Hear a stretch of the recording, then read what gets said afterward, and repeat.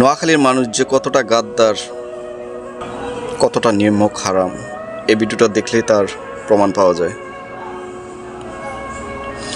আজকে যেই টিপু চৌধুরীকে নিয়ে তারা বিভিন্নভাবে বাজে মন্তব্য করতেছে, বাজে ব্যবহার করতেছে, কিন্তু একটা সময় এই টিপু চৌধুরী কিন্তু তাদের বিপদে ঝাঁপিয়ে পড়ছে।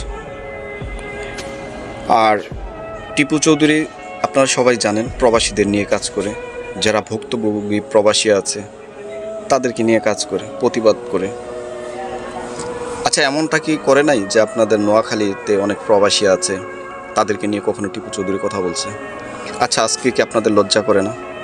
হোক না সে কুমিল্লার, নোয়াখালীর মানুষ নোয়াখালীর বিভাগের দাবিতে আন্দোলন করতেছে, এটা করাটা স্বাভাবিক, করতেই পারে। কুমিল্লার মানুষ কুমিল্লা নামে বিভাগ চায়, এটার জন্য আন্দোলন করতেছে, এটা তার চাওয়া, সে দাবি করতেই পারে, যেহেতু এটা তার জেলা। আজকে যদি টিপু চৌধুরী বাসাটাও ঠিক নোয়াখালীতে হইতো, সে কিন্তু নোয়াখালীর জন্যই আন্দোলনটা করত। আজকে আপনারা যারা টিপু চৌধুরীকে নিয়ে খুব বাজে বাজে মন্তব্য করতেছেন, বাজেভাবে গালি দিতেছেন, এই করে লাইবেন সেই করে লাইবেন, হুমকি দিতেছেন, আচ্ছা আপনাদের কি লজ্জা করে না? আপনাদের কি লজ্জা করে না যে এই মানুষটাই একসময় আমাদের পাশে দাঁড়াইছিল, এই মানুষটাই আমাদেরকে নিয়ে কথা বলে? অবশ্য নোয়াখালীর মানুষ সবাই খারাপ না, কিছু কিছু মানুষ ওনাকে এমনভাবে কথা বলতেছে, আসলে আমি মনে করি আমরা বাঙালি, হোক টিপু চৌধুরী কুমিল্লার, হোক তারা নোয়াখালীর, কিন্তু দিন শেষে কি আমরা বাংলাদেশি।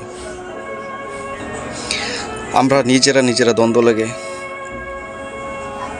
আমাদের পার্শ্ববর্তী যে দেশগুলো আছে তাদের চোখে আমরা বাঙালি হিসাবে কেমন সেটা প্রমাণ দিতেছি।